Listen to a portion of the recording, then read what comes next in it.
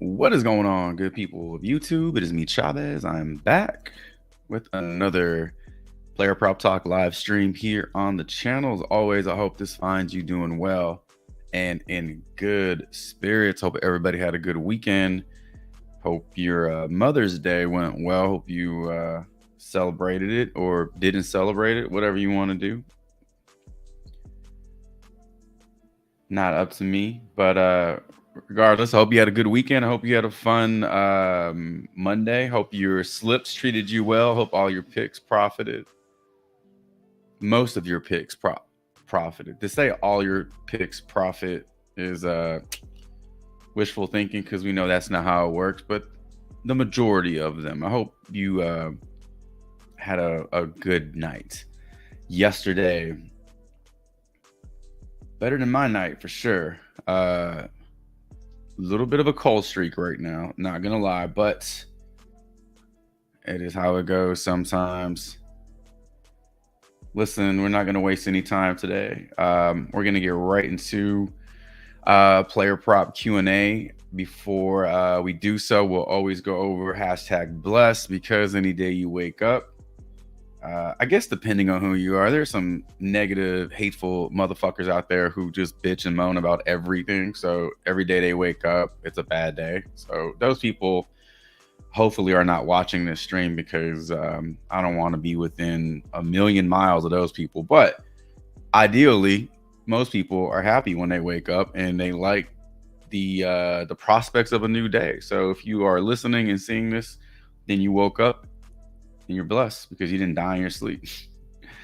Pretty simple. That's a pretty simple one right there. All right. I thought we spent a moment going over injury news, because the way injuries have been sneaking up on us. I don't know about maybe sneaking up on us isn't the right term, but I didn't see Donovan Mitchell getting rolled out yesterday. I really didn't. I know he tweaked his ankle or calf or whatever, but in years past, playoffs are the playoffs. That's when you suck it up.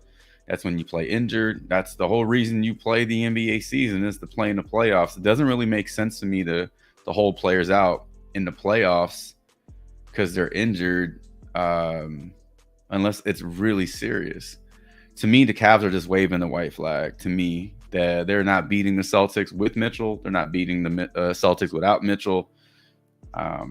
I feel like they just waved the white flag yesterday. So, and then if he comes back and plays in the next game, what was the point of that? You rest him to go down 3-1, and then you're going to bring him back. That doesn't make any sense to me. So maybe we've seen the last of Mitchell in Cleveland, not just this season, but ever. But injury report: OG Anunoby remains out in New York, and Halliburton and Jamal Murray are questionable.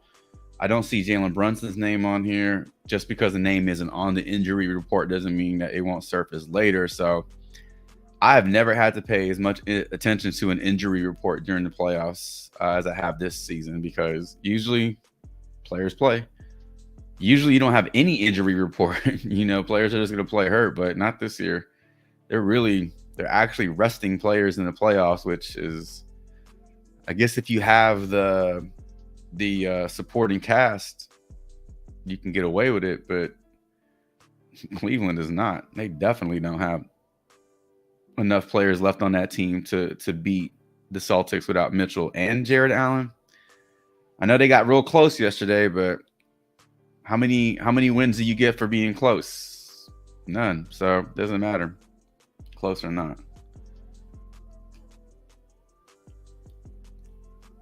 What is going on, everybody? Let me just take a look at the chat real quick. What's going on, T? What's going on, JR? Good morning. Both of y'all vibes. What's up? Good morning.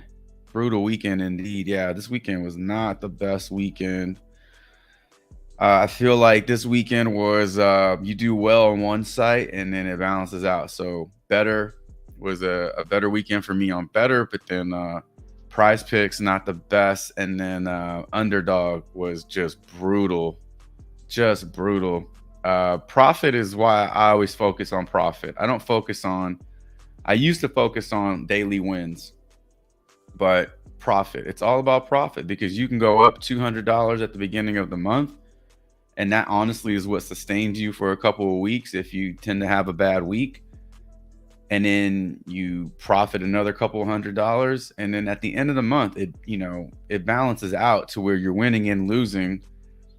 And the bigger picture should be, I made this much money this month, versus every single day you're focusing on a win or a loss. Like, to me, it's all about profit. You can go 3-0 in your picks and only bet $5 an entry, and you have someone to go 15-15 with their picks, and they're betting bigger entries, and they're having a better month than you, ROI wise. So it's always about profit. You're not going to make it every day, though. You try to make it every day. I think the bigger picture is just focusing on the overall.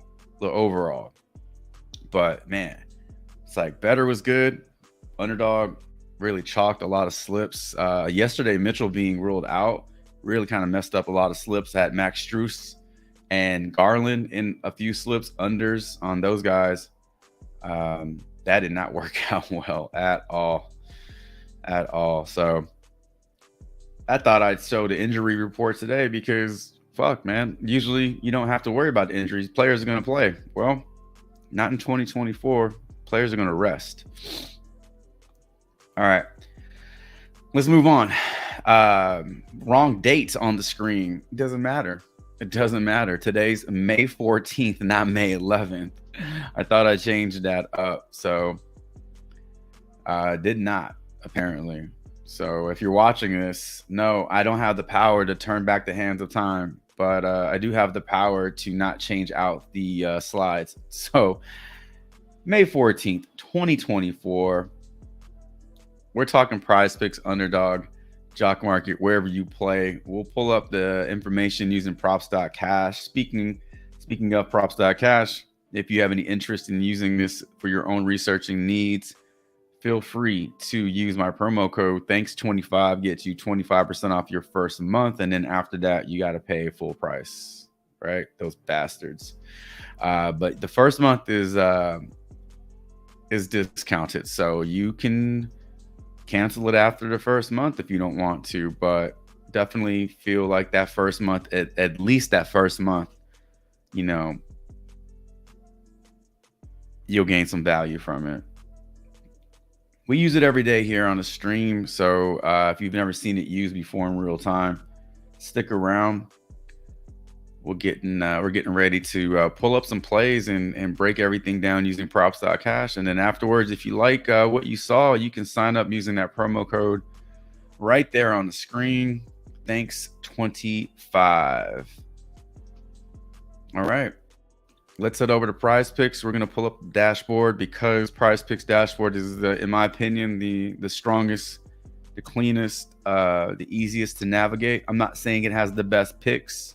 I'm saying it is easiest to navigate for my presentation purposes. So no matter where you play, we'll be able to look up the plays on props.cash. But for stream purposes, we always use props.cash as our dashboard. Or excuse me, PrizePicks as our dashboard. So pulled up some plays that I like, that I wanted to dig into. The only one that moved while the intro was starting was Dante DiVincenzo. The under on his 31.5. PRA got bumped down to 31. Sometimes that half a point makes a huge difference. Sometimes it doesn't. If a player goes well under, then it doesn't matter. Just like if a player goes well over, that bump really didn't have an impact. I want to go back and relook at his game logs and just see how many times he's landed flat on a number like 31. Because in the event he just gets you 31, that's a push. In the event he gets you 30, it's an under anyway. He still needs 32 to get the over. So the way the Knicks looked in that last game, I know that's not going to happen again, and I'm not saying that's going to happen again, but they just look really tired. They just look really gassed out, and it was going to happen at some point. And you usually don't see teams recover from just being gassed out. I mean, days off help, but I mean, you've been going full go for 3-4 months, you know, since All-Star break. It's going to catch up to you. So I think that's what's going on in New York. They're definitely not waving the white flag. They're definitely not going to quit. But if you're just not physically able to keep up and compete, then there's nothing you can do about that shit. Tiger Woods is grading out really well this morning for his birdies or better. I swear to God, every time I take this fucking guy, he gets scratched. He can't finish a round, or he just doesn't get it done. At this point in his career, he's extremely overhyped, but he should be able to put the damn ball in the cup 3 or more times today. I think so.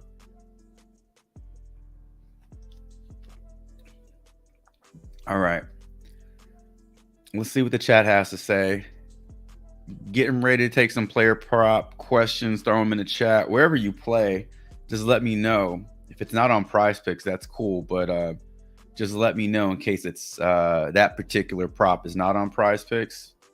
That way it just lines up for us. What's going on, Aaron? Aaron Babu got blessed on Cavs plus 8.5 yesterday. Nice. Oh, we got WNBA back in our lives. I am ready to be burned again by these fucking people. Are you ready to get burned again? WNBA season 2024. That should be their slogan. I swear to God, man. I can't tell you how many times my slips got chalked by Jewel Lloyd and freaking Alyssa Thomas just fucking having horrible games, or just strong first half and like literally 0 points, 0 rebounds in the second half. How is that physically possible? It's just more chalk and selling than any other sport I've ever been a part of in terms of player props. So it's back in our lives. So speaking of Alyssa Thomas over assists today. It is nice to have a new sport on the dashboard. Last couple of months, it's just been MLB and NBA. So it is nice to have some new faces and some new. This shit's gonna get old though. At some point, we're gonna get tired of seeing these people on the damn dashboard. Just like we grow tired of seeing the same people on, you know, in the MLB, and especially if they're chalking your slips, it's just rinse and repeat. So name of the game is just bouncing back, I guess, because at some point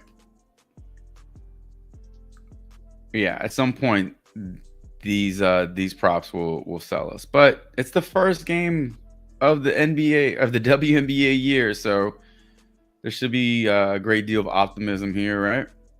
So last 4 games for Alyssa Thomas, last 5 over, hooked it in 1. Yeah, we'll definitely take a look at her. Who can I take off this board? Let's take Tiger Woods off this board for now. And then we'll throw Alyssa Thomas up there. Obi Toppin over points and rebounds. What's going on, Rosalie Richardson? Good morning. Obi Toppin over points and rebounds. This guy scores so fast. He's not even in the game for like 5 minutes, and he's got 5 points, 2 rebounds, something like that. His stat lines are always so strong, considering he doesn't play that many minutes until the game gets out of hand. You know, then you'll see him, you know, play a few extra minutes, but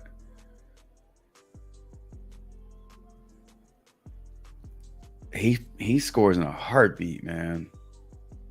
It's fast. Any PrizePicks NBA series plays that I like.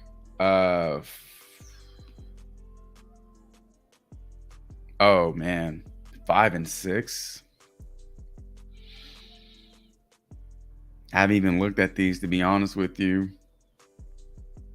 A lot of these are fucking traps, though, to be honest with you. Yeah, these are different because it's 2 games, and man, the way these games have been kind of blown out, or just the outcome of some of these games, it's hard to pinpoint.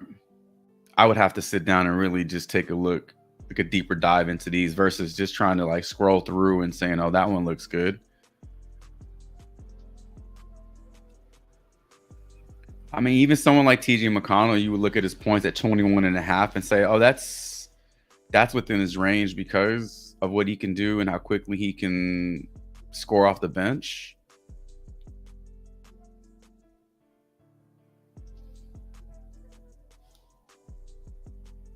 Maybe the under on Hartenstein's points.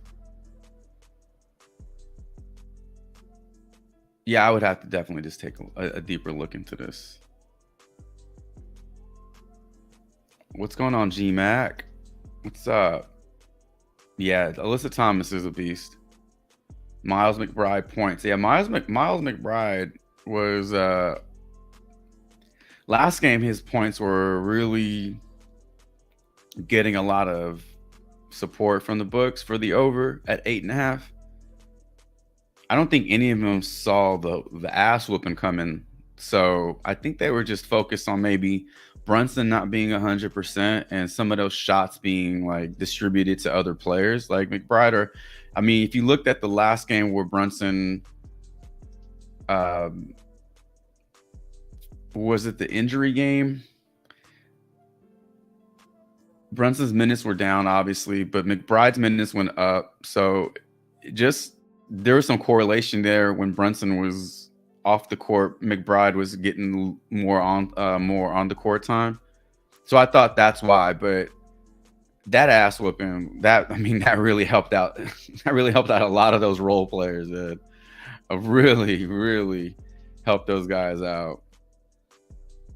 All right, let's roll over to props.cash. We got Dante, Obi, Miles Turner under his boards, Vierling under total bases, Ibanez under total bases, and Alyssa Thomas.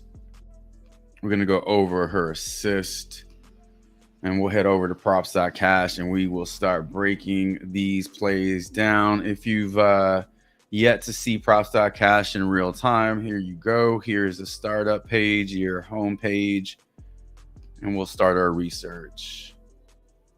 As it pulls up, you can select whatever sport you want to check out today. We'll start in the WNBA with Alyssa Thomas. Now, keep in mind, this is the first game of the year, so there is no sample size outside of versus team history.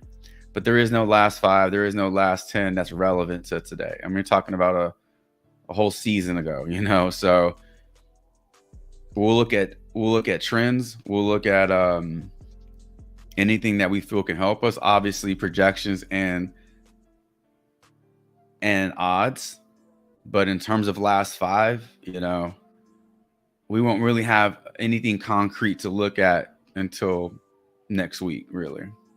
But looking at her last 5 from last season, how she ended the year, she ended it on 5 straight games of averaging basically 11 assists in those games, 10 over her last 10, with only 2 games going under.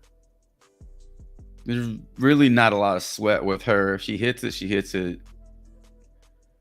And then some. If she doesn't hit it, she's not even close, right? Projected today for 10 assists. How do the books see it? Bovada. So you're going to see some different books taking action on these WNBA plays than you do MLB and NBA. Like, we don't really see Bovada or Unibet or Bet Rivers. So different books take action on different sports. So you're getting even odds on both Bovada and Unibet. Actually, you're getting even across the board. PrizePicks is right here at -137 to both sides. So you're really not getting a whole lot of information here. they see it as more of a coin flip. It is the first game of the year, so again, a lot of that goes into it. But if you want to base it off of last 5, if you want to base it off projections and her head-to-head, 2 games last season where she did finish with 8 in both of those matchups. Prior to that, she had 2 hooks and 4 unders. So kind of a mixed bag. I do like the fact that her last games, the most recent games, she got the over. Again, favorable projections and just an all-around favorable last 10 games. If you want to go back deeper, like the last 15 games, you're still going to see more of the same. So averaging 9 assists in those games. Over her last 30 games, she's averaging 8 assists. So the further you go back, the more that average comes down, more to around where we need her today, which is 8 assists. But that's an average. There are games where she goes well over. There are games where she goes under. But the consistency is there. So you want to take a shot on her. 7.5 assists. Looks pretty good. I think that's a good one.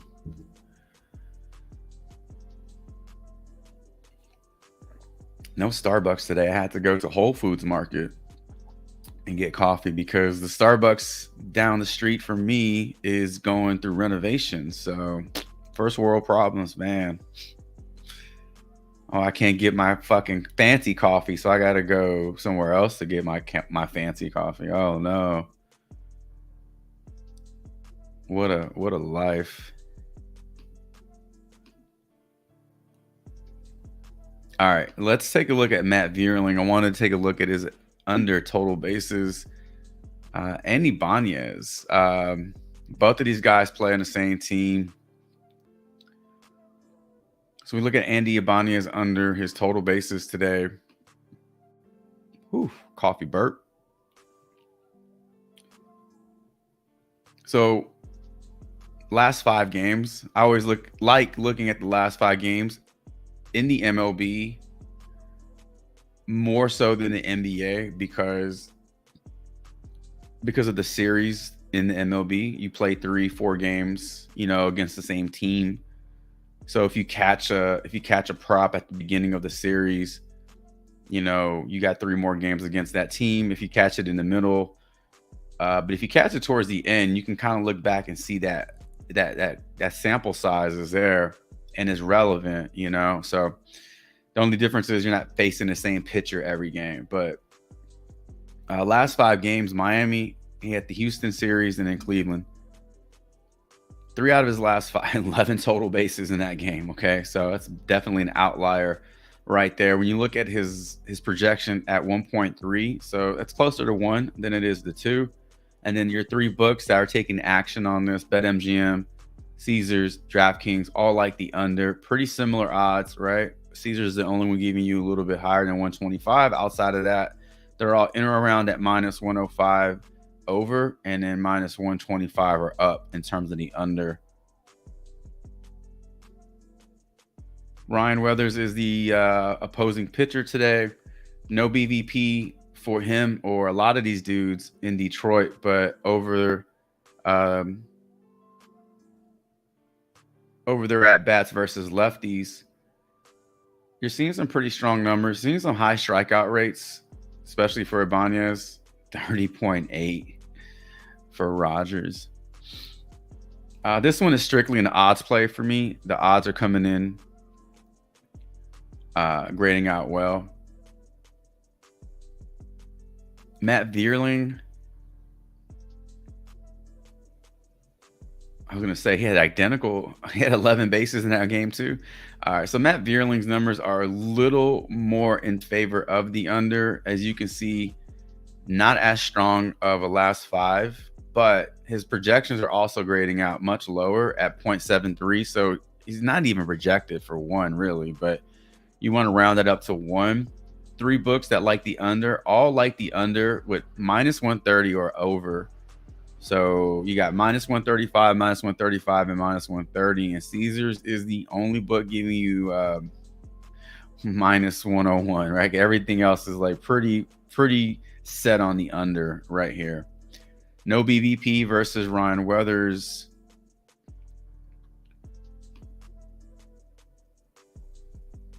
Not a high strikeout rate. When I look at total bases, I'm not really concerned with strikeouts, to be honest with you. It does help because that's, one opportunity that they don't get a hit. But basically, I'm just looking for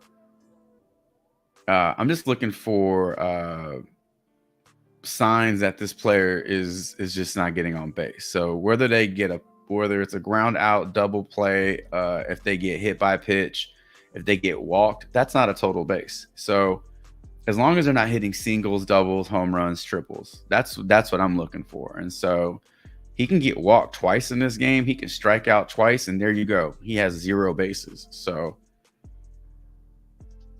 and even if he gets a single, you're cool. As long as he doesn't get a double, you're fine. So I think those two look good. A couple MLB plays. I really like the odds on this one over Ibanez. If you wanted to pick one of the two, I think Vierling is grading out a little bit better than Ibanez. All right. Let's head on over to the NBA and let's take a look at some New York Knicks. I'm going to take a look at Miles Turner rebounds. This one was really grading out well yesterday. As these plays were coming out, Miles Turner rebounds were really popping. In this series, he has just not been he's really not that guy. He's not that 10 plus a game rebounds guy. So to see him fall under this number in 3 out of the last 4 games doesn't surprise me. It does surprise me that we're not seeing a lower number on his rebounds. Why it's always at 7.5. It may have been higher at one point. I would just think after a few games of him not getting there, you'd see it drop down to 7. Or excuse me, you see it drop down to 7. They're definitely not going to bump it up because nobody's gonna take the over at 8. So, it's like this guy can't even get 8. Well, let's bump it down to 7. Let's make it a little bit more interesting. But it's been steady at 7.5. So you can see that he's projected for 7. This one might be a little sweaty because 7 is kind of where he lives. And 7 is so close to 8. But at the end of the day, it doesn't matter if he gets you 7 or 6 or 2. They're all unders. 4 books are taking action on this. FanDuel likes the under big time at -140. DraftKings under. Caesars under. BetMGM and Caesars are giving you a little juice to the over, but not enough to sway. If you really like the over, if you want to play the over on Miles Turner rebounds, go look for it at a lower number. See if you can find it at 7 or even 6.5. I don't know. Points and rebounds, if you wanted to take the over on this one, the majority of this is going to be by way of points. So if he's projected to get you 7 boards, then he absolutely needs to get you 17 points. His point prop today is 16.5. So if you think he gets you 17 points and gets you the over here, and you like him for 7 boards, that's 24 points and rebounds. So that's another prop you can probably look at if you want to pull the trigger on an over. This game is in New York, right? It's in New York.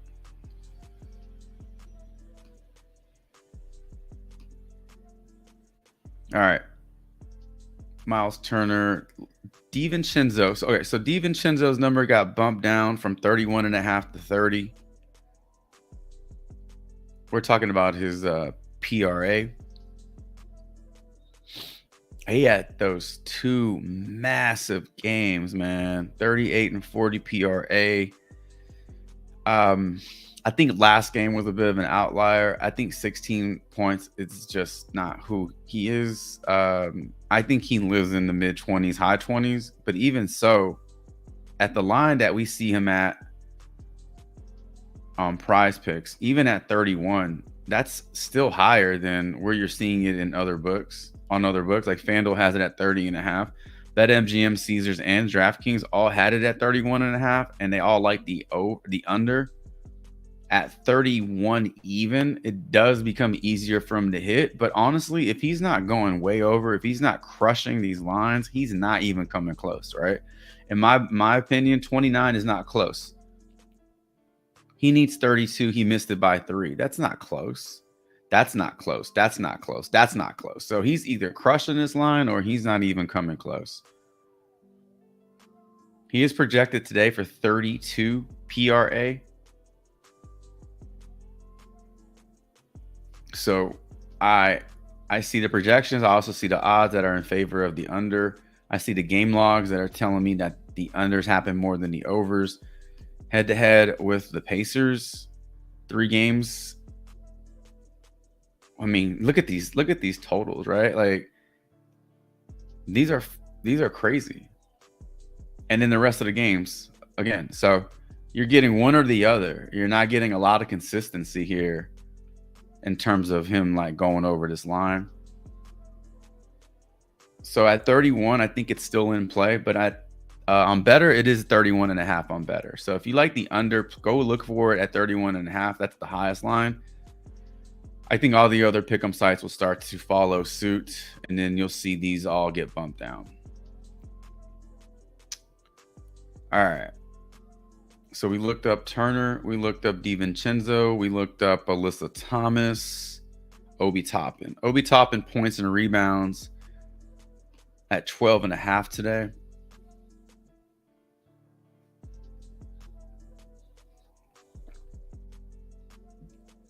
Against New York, he's doing well. It's because he got drafted by New York and he's sticking it to him.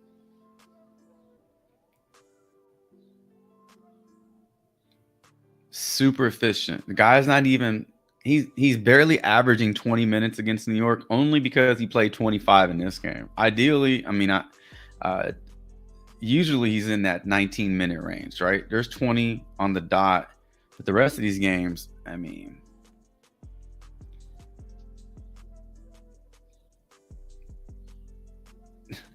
he got you over, I mean, damn near. That's not a double, is it? No. 1.5 points and rebounds per minute in this game. Almost averaging 1 point and rebound in this game. Over 1 point and rebound in this game. Barely under 1 point and rebound in that game. So he's on that average of, I'm averaging 1 point and rebound per minute on the floor. So by that math, if Obi Toppin gets you 15 minutes today, you would think he gets you 15 just based off this math. Projected today for 16, which doesn't feel like a big reach. We've seen him hit this before and then some. The odds do like the over on FanDuel. BetMGM likes the under. DraftKings likes the over at 11.5, and Caesars likes it at 11.5. So at the high line, FanDuel is the only one giving you plus or positive odds. The cool thing about Toppin is that he's not a starter, so he's not being being pushed down the totem pole where it's Halliburton eats and Turner eats and Siakam eats, and then whatever's left over, Toppin gets it. He's coming off the bench with the second unit, so he and McConnell and those guys are kind of running that second unit, and he's getting his. I think he performs better off the bench versus being in a starting lineup because he would just be overshadowed. So he doesn't even need to start in order to hit this line, and he doesn't even need to play 30 minutes to hit this line. So to me, this one's in play. If you can find it at 11.5, even better. It's even better. I would say go look for it for 11.5. If you can't find it, that's a good play. All right. So Turner under rebounds, Vierling under total bases, Ibanez under total bases. I'm just gonna put this in a slip right now. I wasn't even looking at Alyssa Thomas's assist until T brought it up, but I was looking to build out a 6 pick with those plays, and I needed one more. So There you go. There's my literally my first slip on PrizePicks. Just built it out here, so I'll post it in the Discord. But by then, maybe some of these lines have moved up. So if you wanna tail that, you're gonna have to just view it off the screen.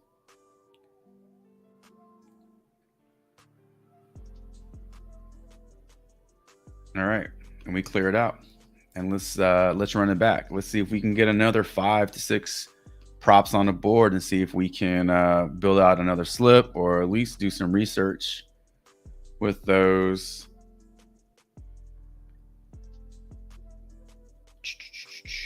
Let's see. Oh, we didn't look up McBride, Rosalie. Let's throw McBride up there. Maybe I should have put McBride in that lineup instead of Alyssa Thomas. Maybe not. All right. JR Neesmith. I see JR and then I see Neesmith, but I thought JR Smith.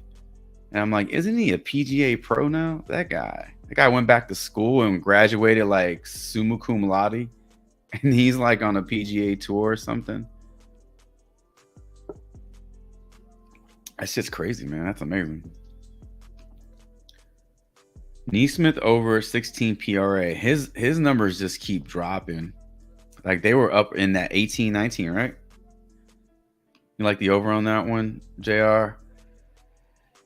Are you gonna take the Taco Tuesday? What's the taco today? Are you just asking me if I'm gonna build a slip around it? Yeah. I definitely will look to build a slip around it. We should get an NBA. Wow. Oof. How are they gonna do that? NBA, WNBA, and MLB, or hockey, NHL? I would say definitely a WNBA play, even though that Caitlin Clark promo is still up, and that's like better than the taco. If you've already played that, then you know you can't put that in the same lineup as a taco. But how many games today in the NHL? 2. Okay. Maybe we get 4 tacos. That would be fun. It'd be fun if they all hit.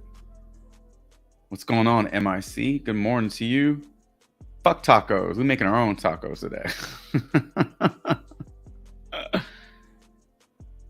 Last week was brutal.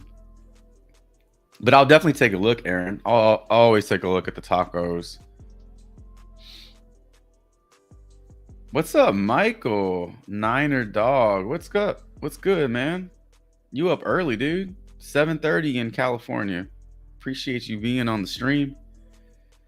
To LA, what's up? Let's get this money today. Hartenstein under 0.5 steals. All right, let's see what we got for Hartenstein. Under 0.5 steals. That's underdog, right? What else we got on PrizePicks though? What can we look at in place of that? Look, even Hartenstein,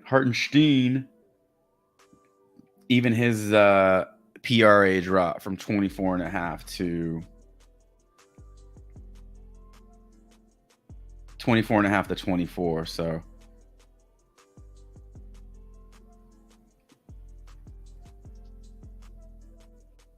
it's 23.5 on underdog. So maybe PrizePicks drops it again to 23.5. His steal prop is on underdog, but it's at a boost. So go lower on that one. You get a 1.1x payout, and then higher on his steals. I don't see that one. Oh, there it is. Oh, it's only a 0.85. So you like the under on his steals? Then you're playing that on under. What? You might as well just play that on underdog for the bonus, right? For the 1.1x. All right, so we'll leave Hardy off the board at least for now, because there's not anything on PrizePicks that matches or comes close to that. Unless you want to look at his PRA.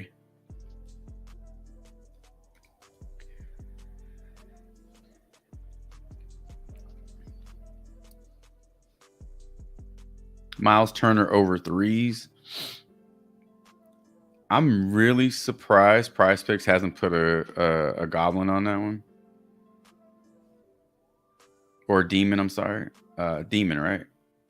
Yeah. No. It'd be goblin because he's actually hitting the over. So then you're gonna nerf it because it's a higher percentage shot or a higher percentage play. Demon is when it's already like a bad play. All right. What's going on, Jesus? Good morning to you. Hit the like button. Yeah, hit the like button. I have not said that all stream.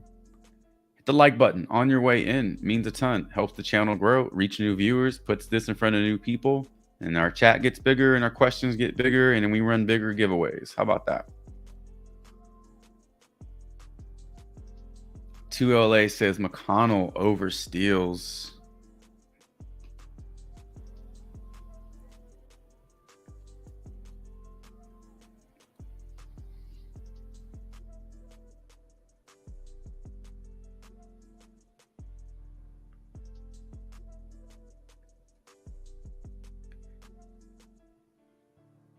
And all these steals props are not on PrizePicks. Doesn't surprise me, especially if they're a good play. A lot of these really good plays are not going to be. Yeah, so Underdog has it at a 0.75 payout, which is basically a goblin play. That's a really low payout, but that just tells you how high the prospects are of him actually hitting it. So PrizePicks would definitely not have a play like that up. Although they could put it up and make it a goblin. So surprising it's not a goblin. Maybe it's just that good of a play where like they're still going to lose money on it as a goblin, right? If enough people play that for the over at a goblin, I don't know how many people would have to play that and hit in order for them to actually make $0 off that play. But it's probably something like that. That's why they don't have it on the board.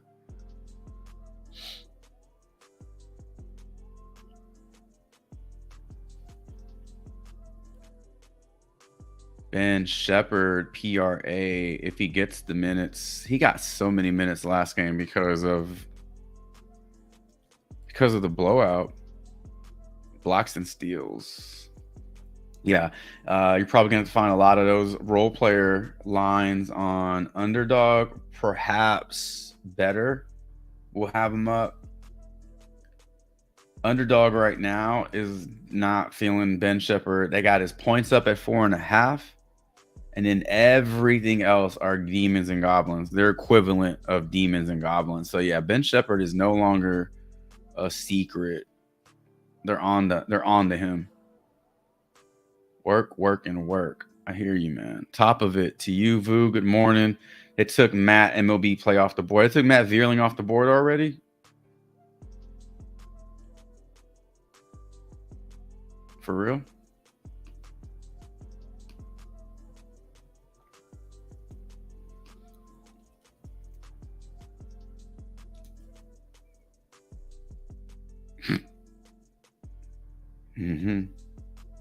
Damn.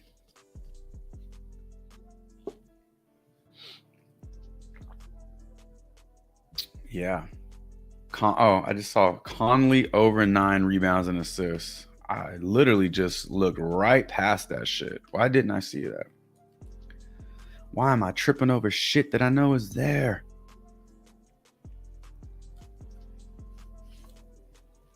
So much for the Nuggets being swept, right? Damn. Making this shit interesting now.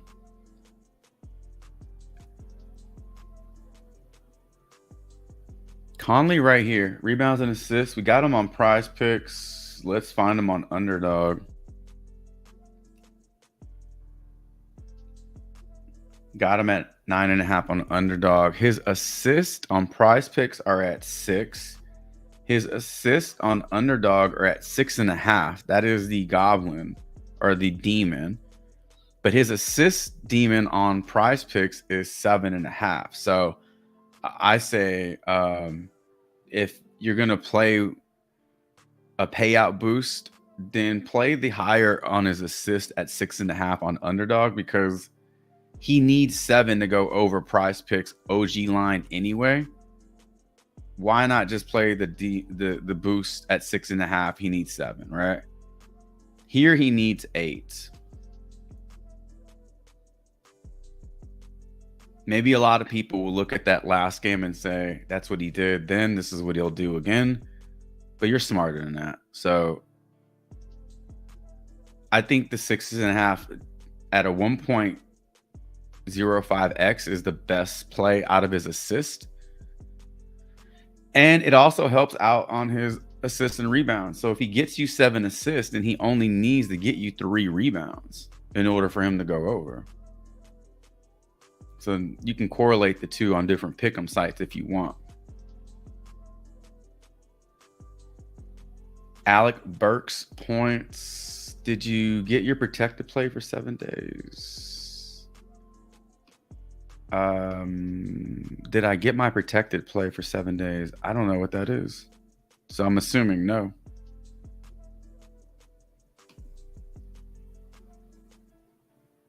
This is what my promo page looks like.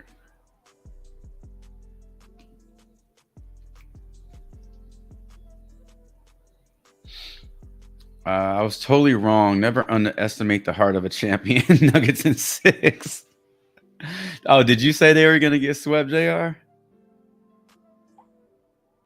On the giveaway? Or did you say 5?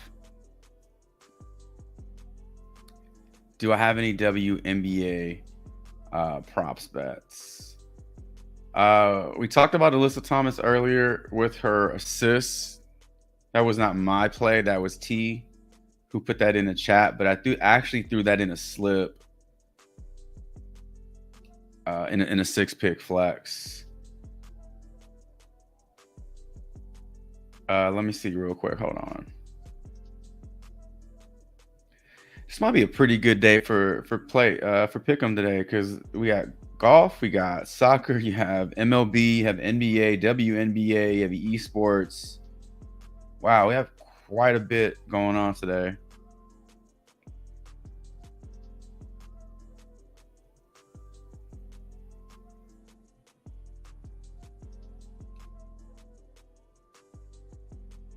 Sometimes the esport plays are kind of bullshit, just because there's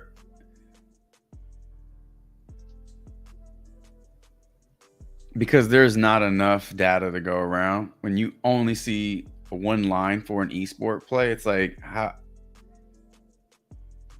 I need something else to play it against, you know? I need some leverage there. If you see it on if you see a line on 2 different sites, it's better. So PrizePicks has this kills at 27.5 and underdog has it at 30. Then you can play one over, one under. But even then, it's like nobody really knows where the true line is. When you start seeing it on 3 or 4 different pick'em sites, that's when you get an idea of where that line should be, and then you can find where the value is, and that's how you pick the best play. So a lot of those esports plays, they don't have enough data for me, so I just kind of ignore those. Ionescu over her PRA. I just like saying her name. Got bumped up from 27.5 to 28. However, it is 27 on underdog. 27.5 on underdog. So it is lower on underdog. You can look to that one. Earlier this morning, I saw Caitlin Clark's PRA at 32.5. But it only had one book taking action on it, which was Bovada at 32.5. It's at 33.5 on PrizePicks.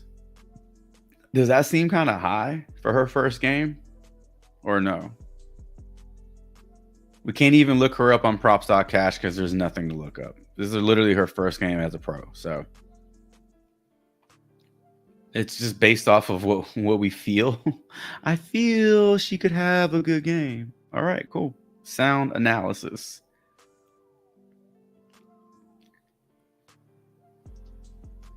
Vibe says Timberwolves winning in 6. Oh, you were thinking sweep, JR? All right, let's take what we have. Let's head back to props.cash. And we'll kick things off with this Ionescu PRA at 27.5 on underdog. Let me just confirm.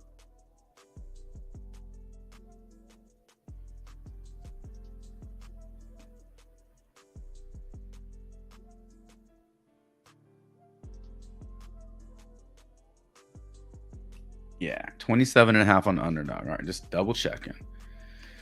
Okay. So, wow. Whoa. So, wow.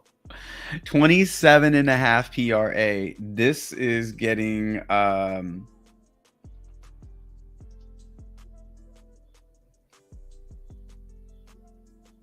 did I read this one wrong?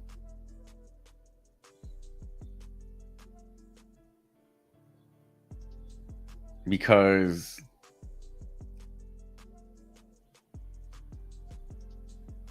no. DraftKings and Bovada both have this, or DraftKings has it set to 28.5. So at 28.5, you're getting under on DraftKings, Unibet, Bet Rivers, PrizePicks under. Well, they dropped it. PrizePicks dropped it to 28 even. And then Bovada is the only book offering this at 27.5. And at 27.5, you are getting favorable odds. So you do have 4 books that are playing this at the higher line. That does not look good. That game log does not look good, right? To end the year. Head-to-head matchup.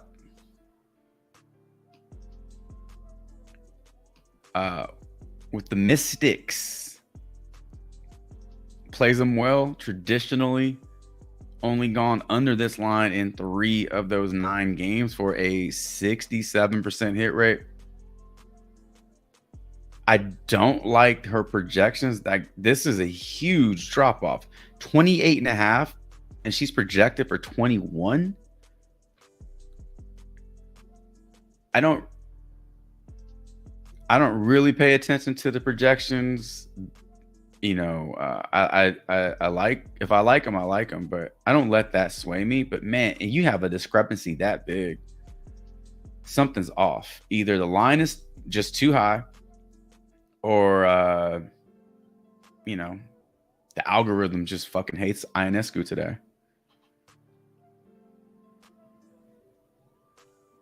At least this looks good.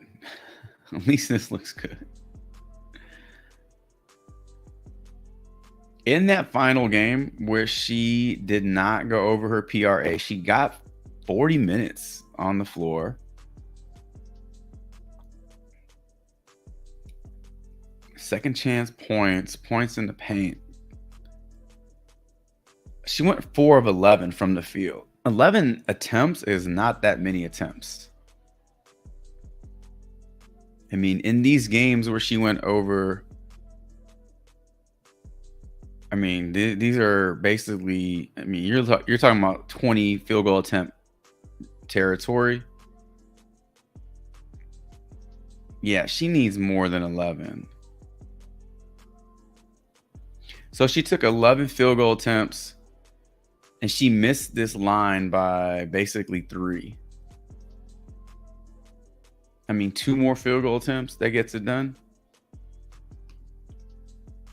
Rebounds are on point, right? How many more fucking rebounds can she give you? Assists were a little low, but I mean, you should be able to make up the difference with a couple more shots. I feel like that's what kept her from going over her PRA that line. So that game.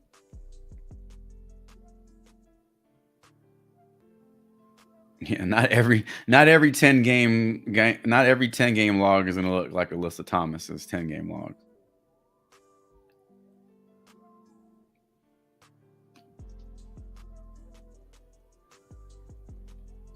All right, let's finish out this block of plays, and we're going right back to. There's only two games. Is it one game today? 2 games. Okay, just checking. All right, so looking at Miles Turner's threes at 1.5, PrizePicks has not altered the payout on this one yet. So if you like it,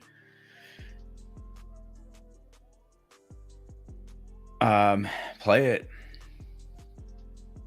135 on BetMGM, 135 on Caesars, 125 on DraftKings, 154 on FanDuel.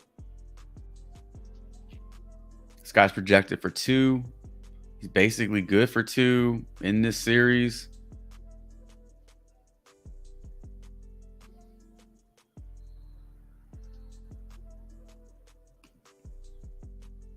He's only gone 1 game where he did not make 2 threes, so 0. Even with that shit game, he's still averaging 2 threes in this series. So,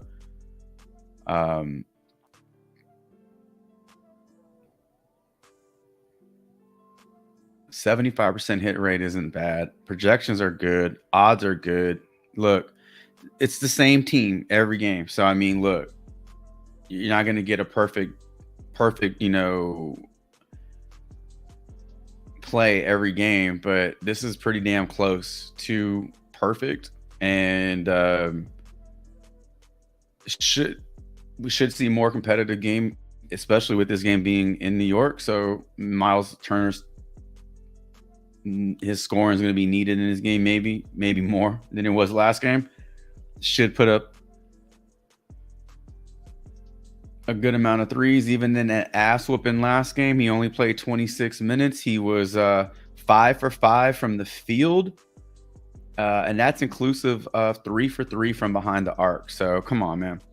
Like, yeah, there's not too much digging in these games. As the playoffs go further and further, the sample sizes get smaller and smaller.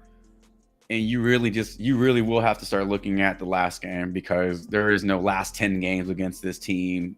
None of that shit is relevant when you get deeper into the playoffs. So this is about as good as it gets. If you want to take the over on his threes, I would say play it wherever you can find it. Play it on multiple pick'em sites, because it's a pretty good line. Miles McBride points sitting at 9.5. Now, you could also look at his threes, because that's a big part of how he scores. He is projected for 2 threes. You're getting really strong odds for McBride over on FanDuel, over on DraftKings, over on Caesars, over on BetMGM. They all like him for the over. So if he's already projected for 2 threes, that's 6 points. He needs 4 additional points to go over that line of 9.5. He's done it in back-to-back games. This game, bit of an outlier. I'm sure he saw more time on the floor, but I mean, his minutes are going up. You can also look at it that way. His minutes are going up. Jalen Brunson tweaks the ankle, whatever he did, and Miles McBride gets a little bit more playing time. Jalen Brunson's not 100%. He won't be 100% until the offseason. So maybe we see more minutes for McBride. That should equal more shot attempts. I mean, he doubled his shot attempts game over game. Like, literally 2 to 4, double, 4 to 8, double, 8 to 17, double. Now, he's not going to go out there and take 34 shot attempts, but if he is in that 10 to 14 range, I feel like that's a good amount for him to get the over on this one. 3 for 11 from 3, right? That's not going to happen again. 2 for 5 is a good start. I feel like that one's a good line as well. Neesmith over 16.5 PRA.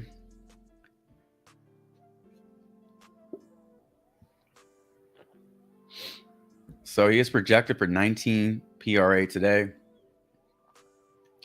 BetMGM does not like it at 17.5, but man, what a difference that one makes. 16.5, FanDuel likes the over, DraftKings likes the over, Caesars likes the over. Projections look good. 3 out of 4 games in this series, he has gone over. Just does a little bit of everything. Just Swiss Army knife, you know, just doing this, doing that. Doesn't need a whole bunch of time to get it done. So very efficient when he's on the floor. Again, we're going by sample size here. It doesn't hurt when the projections are in favor and they are on the same page with the odds.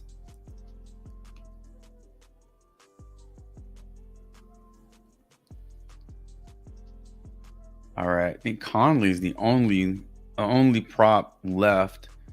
It's our first player prop from this Denver game are the no, never mind. I was gonna say Thunder down 3-1. Nope, they won last night. 34 from Shea.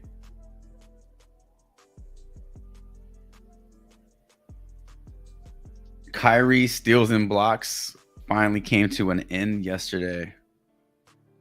The guy was on a tear. Who are we looking up? Conley?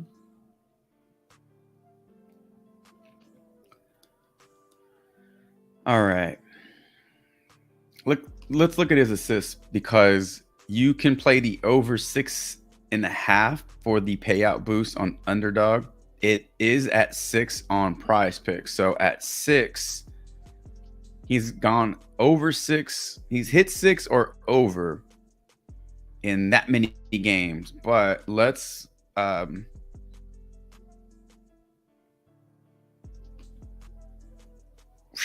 condense this. So these 4 games in this series, this is Phoenix. So these 4 games, he's gone 6 or over in all 4 games. Okay. At 6.5 on underdog, he's gone over 6.5 50% of the time. But at 6, which is the OG line on PrizePicks, he's met it or exceeded it in all 4 games. Now, when we look at his rebounds and assists in those games, he has gone over that in 3 out of the 4 games in this series at 9.5.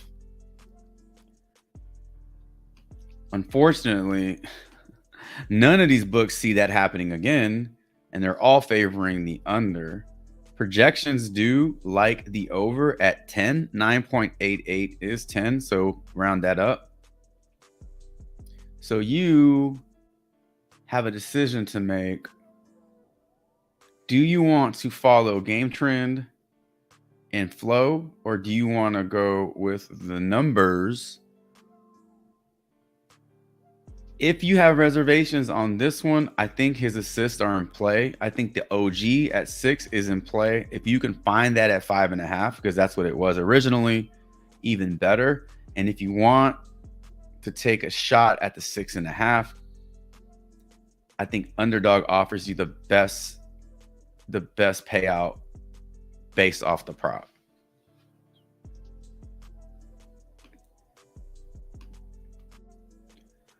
All right. McBride over points. Neesmith over PRA. Turner over threes. That's probably my favorite one out of these. Ionescu.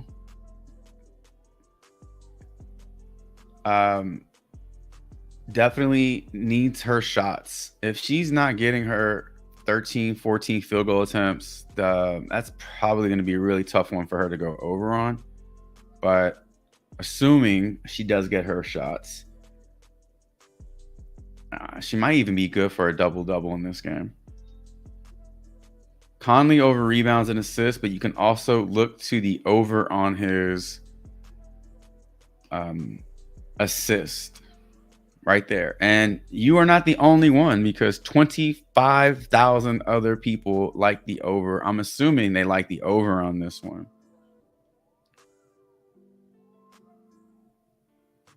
There you go.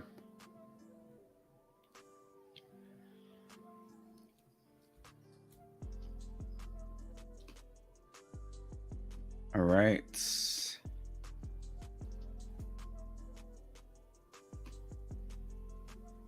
All right. If you haven't played the Caitlin Clark promo, I mean, you don't have to play players from the same league in a slip. I used to think that you have to play all NBA, all MLB. You mix and match based off the value, pick the best plays. But because we already talked about her, if you haven't played the Caitlin Clark promo, you could possibly do something like that on a 2-pick, and then use those 2 plays and build, construct a 5-pick or a 6-pick, all within $25. They're only giving you $25 for this promo play. You can put 25 on this slip, or you can break it up and go halvesies. But that could be another route you look to.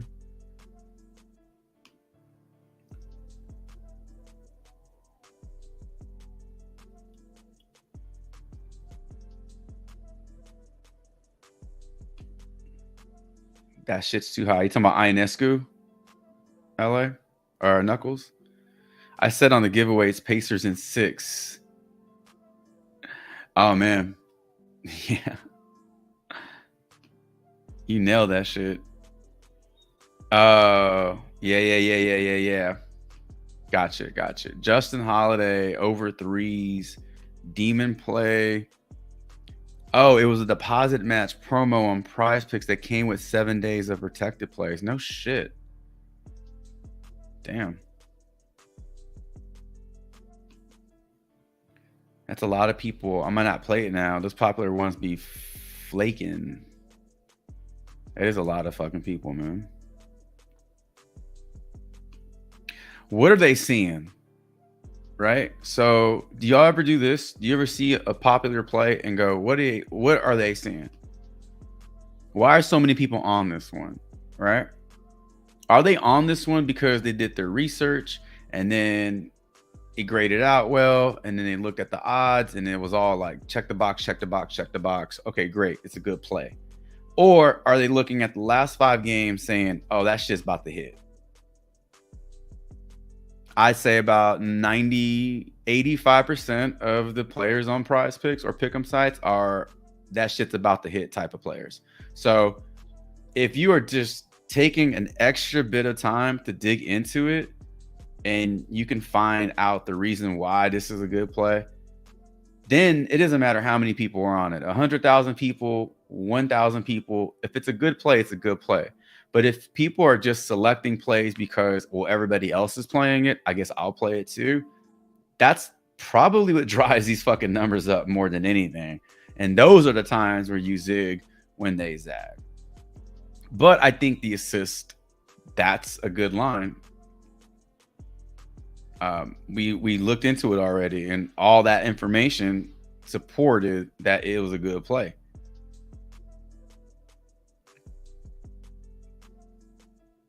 All right. Who was it? Over 3s? Justin Holiday over 3s? And those Holiday boys are still around. They're all like, is Drew, Justin, and is Drew not a Holiday brother? Or am I? There's 3 of them, right? Is more than one? Damn. Fucking Holidays, and then you had the Grants, Horace Grant, and you had Horace Grant, and there was like 3 Grant brothers in the NBA.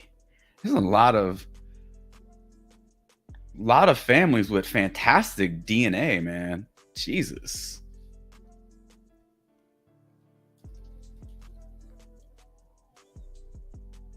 The Watts, TJ, JJ, the third Watt, the wattage on that bulb was a little low. All right, he's like a backup fullback in San Diego or something like that. But I mean, 2 out of the 3 Watt brothers are like Hall of Famers, man. JJ's going into the Hall of Fame. If TJ can stay healthy, he's got a shot. I mean, I feel like anytime you have a player that's getting you 100 plus sacks in a career, I mean, that's a Hall of Fame consideration. 2 out of the 3 fucking Watt brothers are gonna go to the Hall of Fame. What the fuck, man? That's insane. Some good ass DNA out there. Great genetics.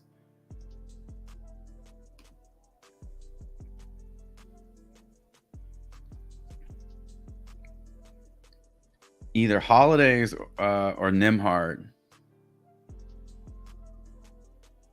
And Nimhard let me down. 3 days ago? Let's take a look. And just for shits and gigs, if he wanted to run a 4-pick with these 4, Caitlin Clark promo, Alyssa Thomas assist, over on 3s for these 2 gentlemen, your power play would yield you a 20x, and your flex would yield you a 14x, which is 4. No, that's 8. That's 8 higher, because a 4-pick flex is a 5x. So you're getting a 9x increase right there. Man, it's pretty decent. All right.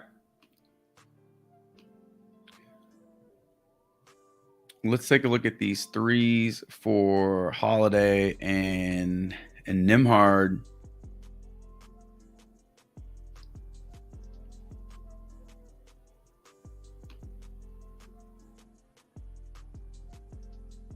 All right. So 3 straight games of 2 or more. His odds are terrible. I'm very positive that his odds are also terrible in these games. So this shit just comes down to opportunity. He's projected for 1.65, which is closer to 2 than it is to 1. Obviously, the odds are not going to be in favor of the over because it is a demon. So you already know when you see a demon play that play is going to be a very poorly projected or poorly graded play, I guess, because the odds just don't like it, which is why it's a risk.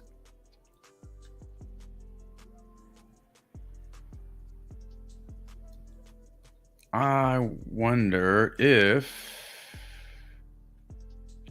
what is Holiday? A small forward. Okay, so check this shit out. So these 2 games where Holiday went over, he was minus 139 to go under, minus 138 to go under. Both of these odds are awful. So there are your 2 games right there where he did go over versus Denver, and the odds are bad. So going back up here, you know his odds are not good again. So nothing's changing. Every game, his odds are bad to go. His odds are under. They're bad. They're not in favor of the over, but he's going over. So if you want to take a shot on these, you have those 2 games to look at and say, he wasn't projected to do shit in those games, and he did it anyway. So he's getting you 20 minutes. He shouldn't see any fewer than that. I mean, if it does fall below 20, you're looking at 17. I think he plays more than 4 minutes today. Any games where any minutes over that, it's even better. So he's taking 6 field goal attempts. He's making 3. He's a 50%. He's a 50% shooter from the field, right? 50, 50, 50. Well, actually, that's 80. 80, 50, 50. 67. Damn, my math is way bad today. I need some more coffee. But I was right about these 2, so give me credit on those. Now, his 3s is what we're looking for. This guy took 5 3-point attempts, made 4, made 2, made 3. So he's gonna take 3s. It's just a matter of, can he make 3s? If you, like I said, take a shot on this one, because what small sample size we have, it does support the play here. Ignore the odds. The odds are never going to be in favor of a demon. Never, ever going to be in favor of a demon. So ignore the odds. You look at game logs and you look at you look at history versus team, and we have all that working for us. So not a bad play.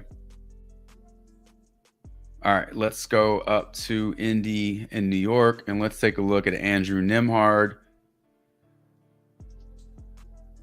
Threes. So his threes are also getting really bad odds. The only difference is he hasn't hit this yet. So in this New York series, he has yet to go over one 3-pointer made.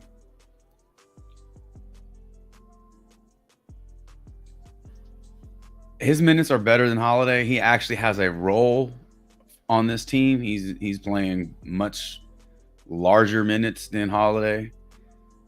His shot volume is a bit better. What's keeping him down is the efficiency. So, I mean, you're really asking him to have a perfect game, right? If he's shooting 3 threes, he needed to be 100% here, 100% here, and then in these 3 games, he needed to be 67%. I mean, he's making shots, right? These are really high field goal percentages. He's just not making enough shots. That's all from 3. So all it takes is just one more make. So the opportunities are there. Not a lot. I mean, 3 3-point attempts basically is what you're looking at. So he has to be pretty close to perfect, 2 for 3 in those games. I like the Holiday one a bit better, but if you wanted to run both of those in a slip for the sake of just milking the shit out of these payout boosts, you can definitely do that. And if just 3 hit, you are getting a 1.5x. Is that the typical payout on a 4-pick flex? A 1.5x? Let me take a quick screenshot of those, and then let's remove them and let's see what the let's see what the typical payout on a 4-pick is. Anybody, I don't care who it is. So here's a 4-pick. So your typical payout is a 5x. Yeah. So if you get 3 out of 4 right with 2 demons, you're not going to get any extra money. You're still going to get a standard 1.5. But if they all hit, that's the 14x on the 2 demons. So something to think about.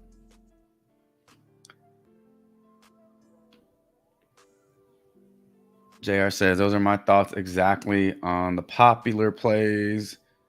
Are you going to run the 2 demons and Alyssa Thomas and Caitlin Clark?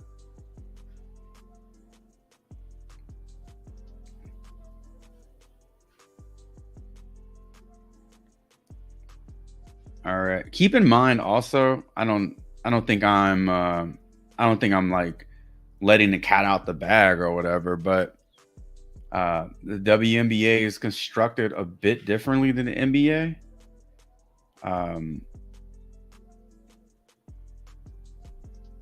And so sometimes you will see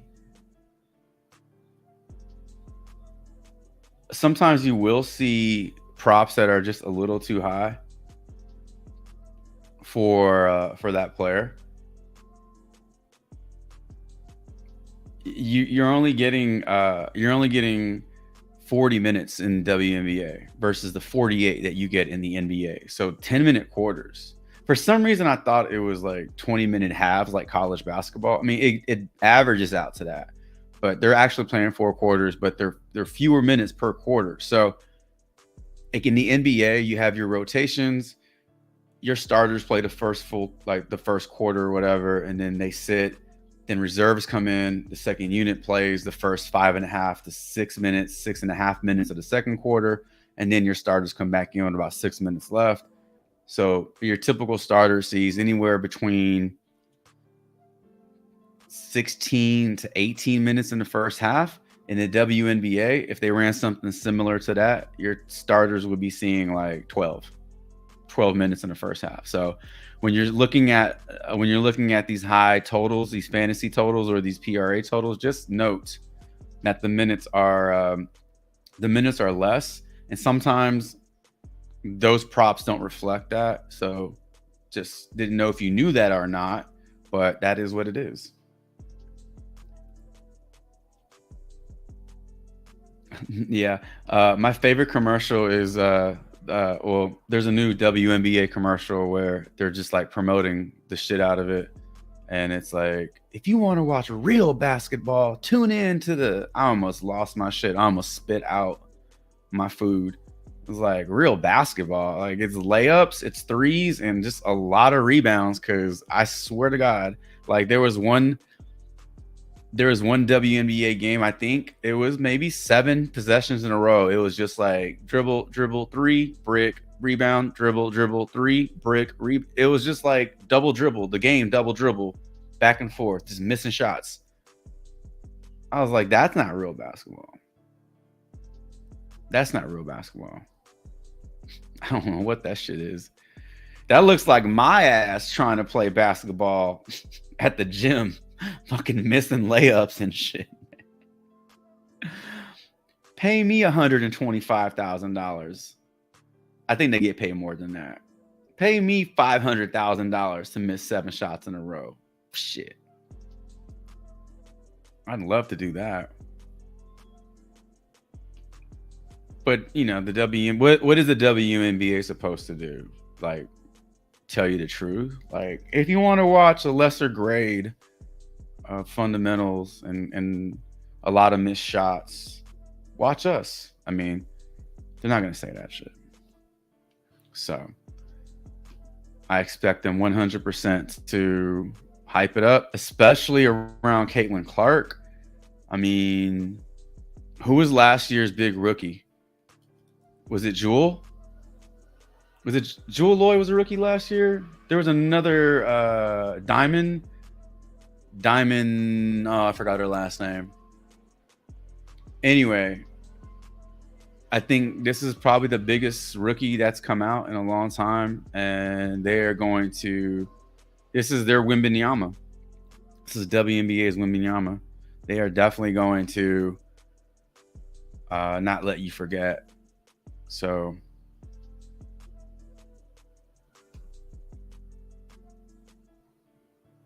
What was like really difficult about those games where you just like a lot of missed shots and there's not a lot of scoring is like the announcers, they don't know what to say. Like they'll get into a sentence and then a shot is missed and then they have to like, and you know, Ionescu with the rebound and she takes it up the court and then they'll start another. Oh, did you know that back? Oh, and another missed shot. And it's just they never complete their actual statement because there's just like too many missed shots. And so you can just sense that they don't even know how to react to these games. It's got to be tough. All right. And let's look at Dante DiVincenzo's 3-point attempts and 3-pointers made. 55, 55, 67. So 5, 5, and 6, 7, and then 1. Boy, I mean, that was off the cliff, right? I mean, this shit was. So obviously, this game was impacted by the 40-point blowout. At one point, it was like up to 40, right? 36, maybe 37. It was never in doubt. And even after halftime, you know, the Knicks would have had to have played a flawless third quarter in order to even make a dent, and they couldn't get it done. Jalen Brunson missing layups. It's tired legs, you know, tired legs. So everybody had a bad game. This is not a reflection of him only, but he had a bad game. He only made 1 3. Played 32 minutes, which was a huge drop. Like, look at this. 3 of 13. Just, yeah, not a good game for anybody. So looking at the last game, it's not fair. It's going to happen at some point. But if you expect a bounce back of any kind, then you would expect to see this get back up closer to 4 or 5. Today, however, he needs 5 threes made. He's done that in 4 straight games. So obviously this demon play is feeding into the last 4 games. And this demon play is telling you, look what he's done for 4 straight games. And that shit's going to make you say, oh, he's going to go over on that. He's done it at home. He's done it on the road.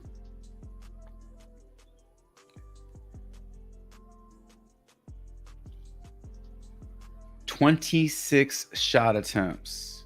20, I think, is his range. Like in that 20 to 21 20 to 21 field goal attempts, I feel like is his range. 26, a bit of an outlier, right? Not a healthy Jalen Brunson in that game.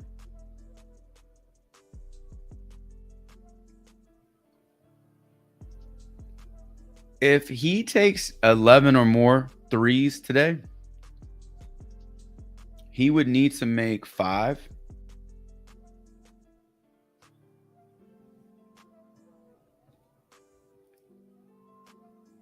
Which gets him the over on his demon. 45% from 3. 56, 56, 50, 64. So even his lowest game where he did go over, he was a 50% 3-point maker, taker and maker. So he needs to be a 45% or better 3-point shooter today. If that is the case, then, you know, be difficult for him to not go over on that. He is projected for 4.46, so you would round down because that is a lower than 0.5. It is closer to 5 than it is to 3 though. So I mean, you can really stretch that one in either direction. At 3.5, it's way too low because every single one of these books is giving you insane odds for the over. Unless you feel like he hits 4 and just stops shooting and that's it, then, you know, this is kind of telling me like minus 170 is a lot more than just barely getting the over. So there is sometimes something to read in terms of these odds. They'll never tell you like, oh, he's going to hit 5 today. But you can just kind of see from what the other books are saying and kind of figure out like 170 equals 4 or 170 equals 5 or more. If he was projected for just 4 threes, I think his odds would be closer to like 135, 130, something like that. It's a hell of a lot of threes though. So if you wanted to, I mean, look, if you wanted to do this because you got that extra, scratch, you got the extra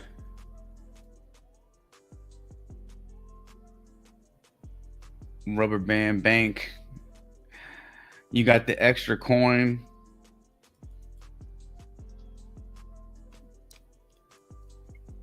and just ran these 3 dudes in a 3-pick.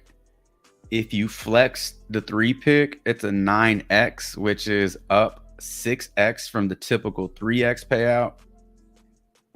If you ran power on this bitch, that goes from a what is a 3x power? 5. It's a 5x. If you have not played the Caitlin Clark promo and you threw that one in there, now you're looking at a 4-pick power, and the 4-pick power gets you a 25x, which is the same x payout as a 6-pick. So minus 2 picks, you get the same payout. If you went a flex, that's a 7x boost. And if you decided to throw Miss Triple Double in there, now you're looking at a 5-pick flex that is going to yield you a 27x, up 17x from your 10. And it is also going to give you a huge increase on your 4 if you hit 4 out of 5. Typical payout here is 2. You're getting a 0.7x, 0.75x payout. So a $5 play potentially gets you 135, or what is that? $13. 10 is 270. Do the math. Do the math. Do the math. All I'm saying is that there are ways to play demons, and they may not be conventional, and they might be risky. But if you've done the research and you feel that these are in a good spot based off research, in my opinion, they're no different than any other play. Any other play has the potential to fucking chalk or hit, no matter how good of a play it is. Demon, goblin, doesn't matter. So if the research is there and you want to throw them in a flex, you have just as good of a shot for it to hit, in my opinion. So that's one way you can go.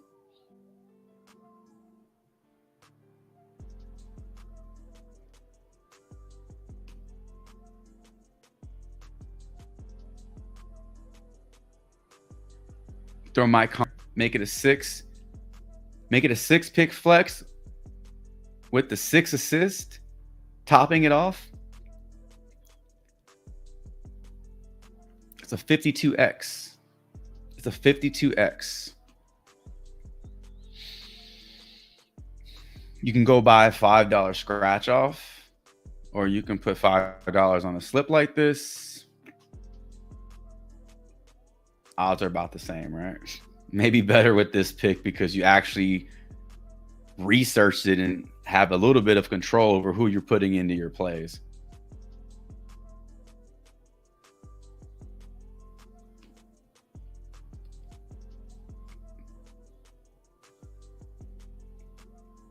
I just realized that this screen wasn't sharing. My bad, guys. Ladies and gentlemen. Yeah.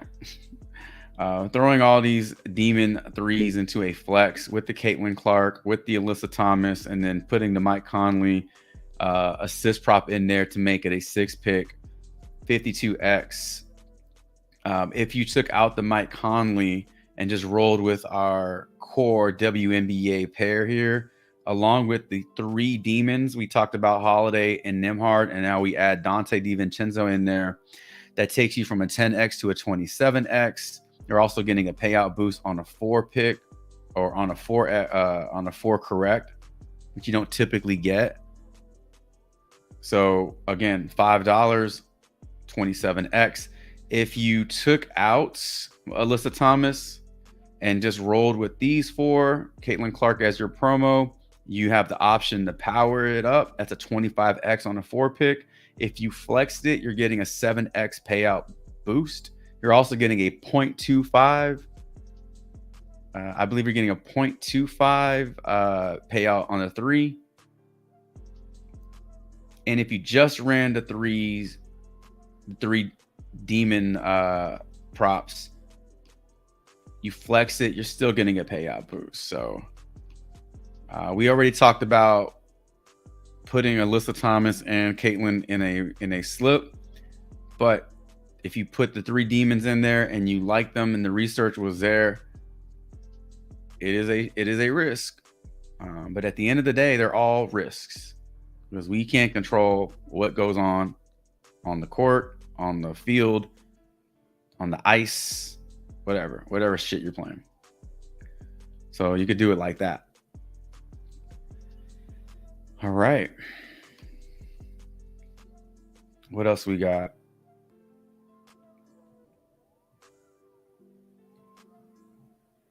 Oh, for sure. Lloyd, yeah, Jewel Lloyd.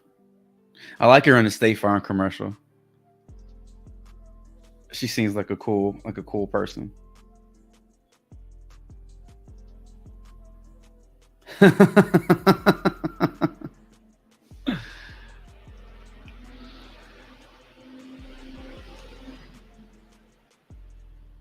Using basketball reference as a guide.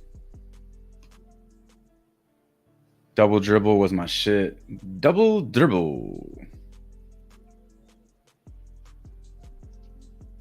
There's an episode of Family Guy where Brian, I think it was Brian and Peter were playing double dribble, and Peter just kept like taking that corner three. He wouldn't miss it, and Brian was getting so mad and shit. Oh no, he was playing Quagmire, I think. And Quagmire was getting pissed off.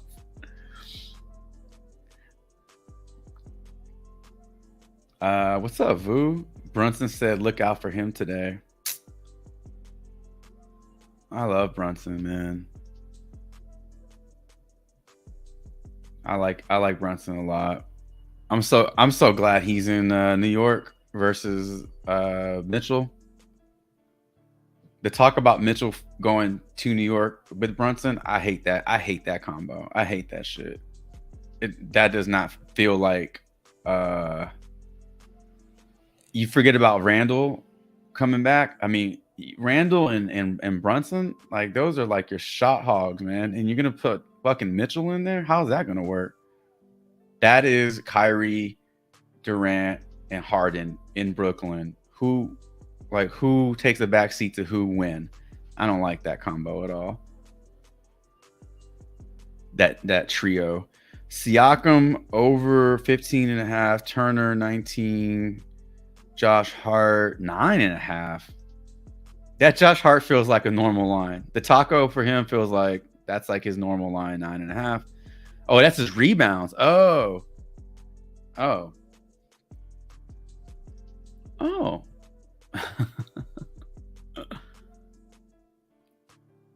That Josh Hart one looks good. We just talked about DiVincenzo. If DiVincenzo knocks down 5 threes, that's 15 points. His points could look real good as a taco. Those are probably my two favorite.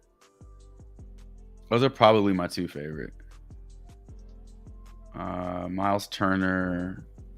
You're already getting a discount on Miles Turner because last game he was at 27.5. Now he's at 25.5. You do expect this game to be a more competitive game. So 25.5 feels like already a good deal. The fact that they want to nerf it even more, I don't know. And then Siakam is okay. Yeah, I say Hart. Siakam, and DiVincenzo. Those three look good.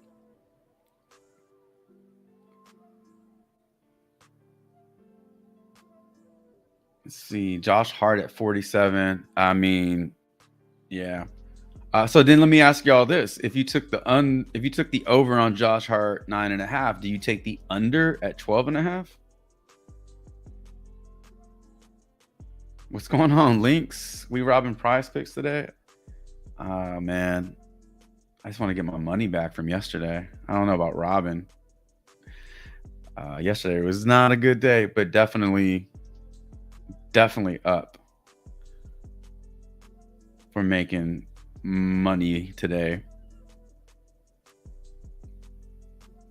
You are welcome, Gridiron. You are welcome. All right.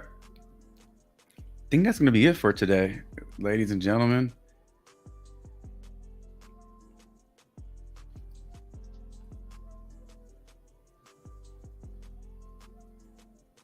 I hope it's Miles Turner, to be honest with you, because last week was the first week in about 4 weeks, maybe 4 or 5, that the first taco actually hit. In fact, I think last week was the first time that the first taco was the only taco to hit, because Luka didn't hit and then Odinger didn't hit.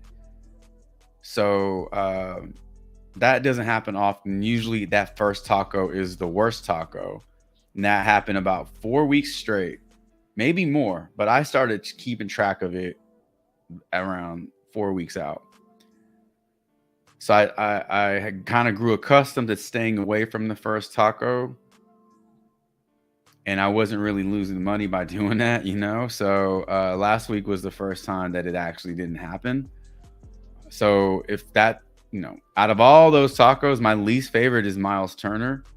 So I'd rather it be a taco that I don't give a shit about. It's easier to not play it. If it's Josh Hart, That's a real tough one to not want to play.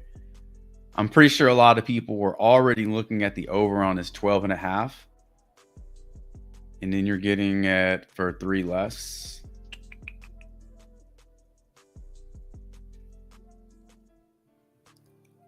Also, the Knicks are tired.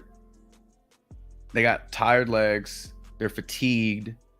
The thing about fatigue, it's not about being tired. It's not about like just go get some sleep and then you're better the next day. When you're fatigued, your body is just running down. It's just running down. And you don't recover in 24 hours. That shit takes days, like days on days of no activity. Like you got to really, like, recovery is a workout when you're fatigued as an athlete. So these guys aren't getting that type of time to do this shit. So they're probably going to start off like gung-ho, 100% full speed ahead. But I would say like third quarter, you know, watching for those like missed shots. Indiana just, you know, running circles around them. And if that's the case, then it's like rebounds are a hustle stat. Even at 10, it might be difficult for somebody to get 10 rebounds if they're not 100%. Now that kind of worries me.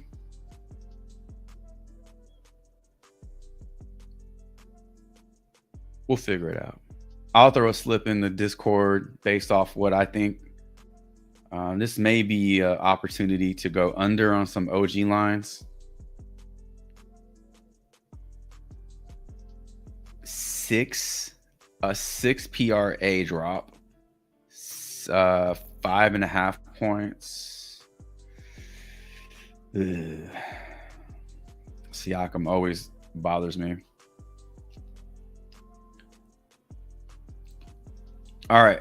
If you are just joining, I'm so sorry, but we're about to drop. We're about to dip out. Been on for about an hour and 35 minutes. We covered quite a few plays. We were able to create a couple of slips. I did create a slip here on the stream. Is this slip right here? I don't think you can play this slip anymore because Vierling got taken off the board. However, Turner under rebounds, Ibanez under total bases, DiVincenzo under 31 PRA, Thomas over assists, and Toppin over points and rebounds. I know it is contradicting to say, oh, we like the over on Dante DiVincenzo's threes, but you're taking the under on his PRA. It is because it is the highest line out there right now at 31. It was 31.5, and it got bumped down to 31. It is very possible for a player to hit 5 threes and not really do a whole lot else. I mean, if he scores 20 points, he needs 12 rebounds and assist also. So it's already done. It's already done. I can't undo it. So that's my slip. That's my first slip. And then we also kind of went into some lineup construction using some demons if you wanted to play demons. 3 that we looked at that we liked. So again, I know it's contradicting to say over on threes, but under on PRA happens all the time. But this one looks good. Prior to last game, Dante DiVincenzo was good for 4 in every single game. He needs 5. No, he was good for 5 in every single game. 5, 5, 6, 7 were his totals. Holiday's threes look good based off what we looked at on props.cash. And then my least favorite of the 3 were Nembhard. However, putting these 3 in and then putting 2 to 3 other plays in there really increases your payout boost. So play around with those. But, you know, again, if you haven't used the Caitlin Clark promo, just even adding her promo in there and flexing this, you go from a 10x to a 17x. That is huge ROI. You're asking for a lot to happen, but that's kind of the point of the huge payouts, is it's not easy. Yeah, we covered that. We covered some injury news. Halliburton is questionable. We know OG Anunoby is out. And Jamal Murray is also questionable. So keep your eyes out for that shit, because I did not see the Donovan Mitchell scratch come in yesterday. Sometimes a player doesn't even have to be on the Q tag list to be ruled out. That's not a rule. It's not a progression where they have to go through all the stages. You can just get flat out ruled out and nobody even saw it coming. So I don't think Halliburton or Murray sits out, but I wouldn't be surprised, because the way we're seeing players just get ruled out, it's the most I've seen in a long time. Usually you see players step it up in the playoffs, whether they're hurt or not.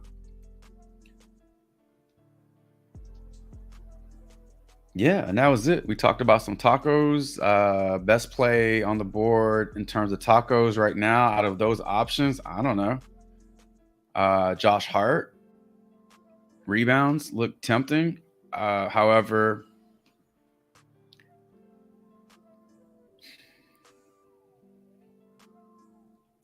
fatigue is a thing.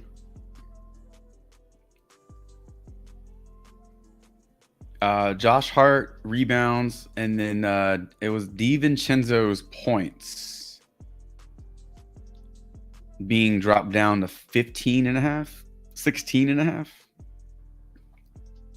The reason I like that one is if you took the over on his threes, he needs 5. That's 15 points. If it's tacos at 16.5, he's basically there. He does need to hit one more shot to give him 17. That to me has the most upside to hit. So that's why I think that DiVincenzo one is not a bad one. We'll see what happens, though. We'll see what happens. All right. Ladies and gentlemen, we are going to bring this stream to an end. Appreciate y'all being here. If you're still on the stream, consider, I will definitely hit the like button on your way out if you have not hit the like button yet. But definitely consider subbing up to the channel. Click the notifications icon so that you are notified when I do stuff. Whether it be a giveaway, whether it be a stream. Yeah, those are your only two options. Streams or giveaways. I'm trying to think of like something else to say. Anyways, you'll be notified. So click that notification icon and you'll know what's up. I will post some stuff in the Discord a little later this afternoon. A lot of sports going on. Golf, hockey, esports, NBA, WNBA, MLB, a lot of sports. So a lot of props to choose from. Hope all your player props respect the damn coin. I will be back tomorrow morning with another live stream where we'll review our tacos. No spoil tacos. Taco truck tacos. I want taco truck tacos today. I don't want no bullshit tacos. No frozen food section tacos. I want taco truck street tacos. Hopefully we have a lot to talk about tomorrow in terms of our tacos and our slips. But either way, hope all your props respect the coin. I'll let the beat ride a little bit longer. And until tomorrow's live stream, Chavez is out.